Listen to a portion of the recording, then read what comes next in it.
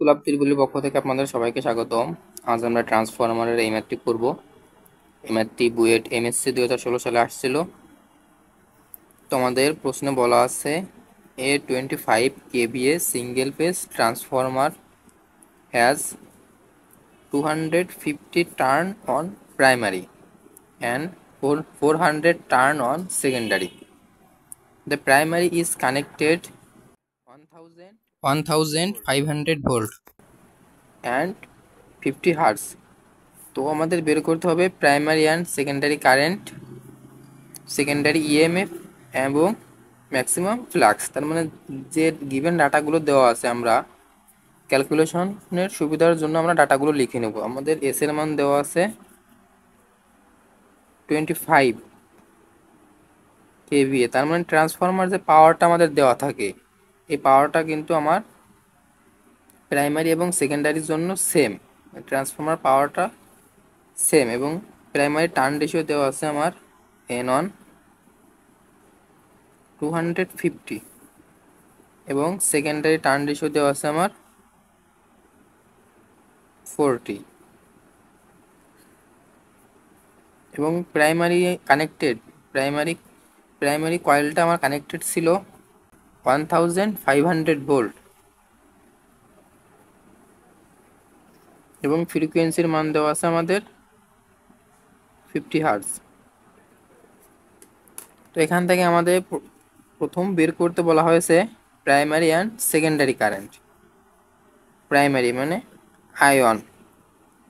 তো এখানে যেহেতু আমাদের পাওয়ারটা দেওয়া আছে এবং ভোল্টেজটা দেওয়া আছে, প্রাইমারি ভোল্টেজটা, তার মানে প্রাইমারি কারেন্টটা সহজে আমরা বের করতে পারবো।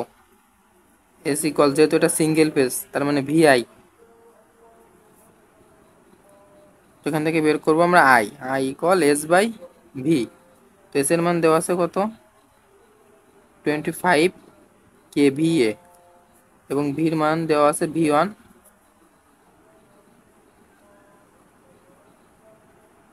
1500 ভোল্ট। তো আমরা এই কেভিএ কে ভিএ তে কনভার্ট করে নেব। তো এটা সমাধান করে নিব। তো আমাদের কারেন্টের মান আসবে 16.67 অ্যাম্পিয়ার। তো এটা ছিল আমাদের প্রাইমারি কারেন্ট I1 এবং আরেকটি কারেন্ট বের করতে বলা হয়েছে সেকেন্ডারি কারেন্ট I2।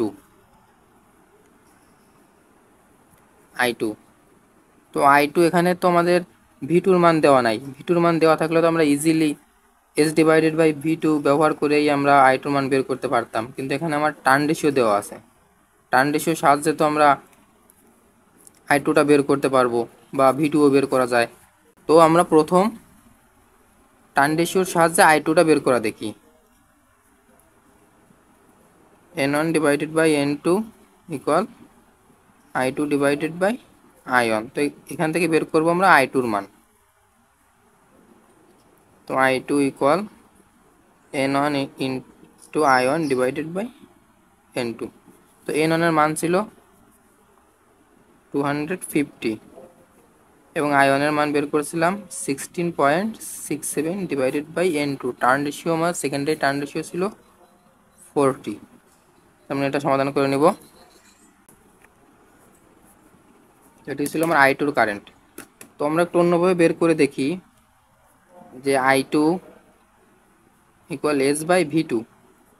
তো এখানে V2-র মান আমরা তো জানি না, কিন্তু আমরা V1 এর মান আমরা জানি এবং টার্ন রেশিও আমাদের জানা।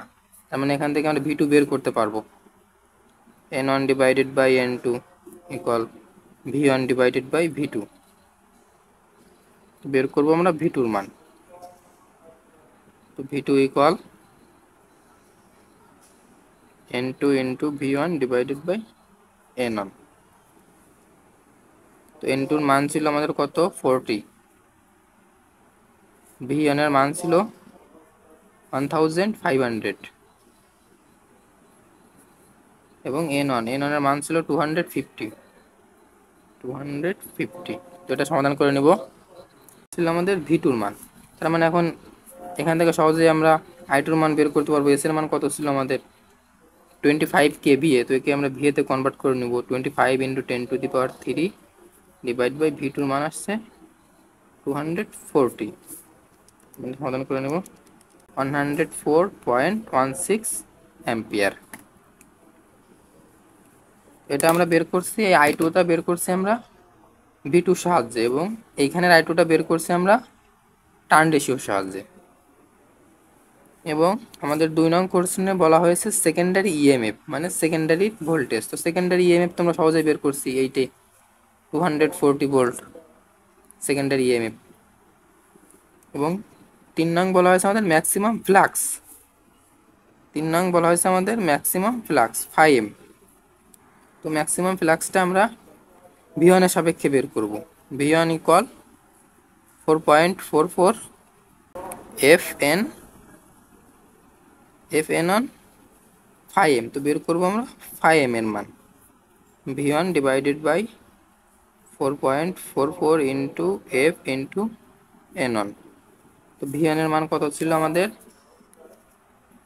1500 ডিভাইডেড বাই 4.44 ইন্টু F1 এর মান দেওয়া ছিল আমাদের 50 হার্টজ 50। এবং turn ratio, primary turn ratio 250। তো এটা সমাধান করে নিব। আমাদের ভ্যালু আসবে 0.027 ওয়েবার।